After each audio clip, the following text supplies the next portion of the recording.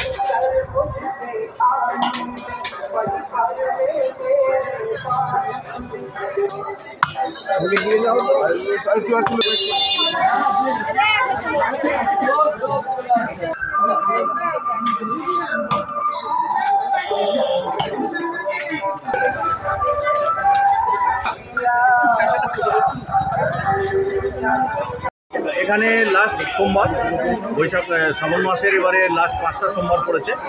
তো লাস্ট সোমবারে প্রত্যেক বছরই আমাদের এরকম একটা সবাইকে খাওয়ানো হয় লুচি, আলুর দম, বোঁদে। এটা সবাইকার জন্য পরিবেশন করা হয়। পাড়ার সমস্ত লোক আসে, বাইরে থেকেও আসে, তারা যেরকম স্বেচ্ছায়। আপনার নামটা?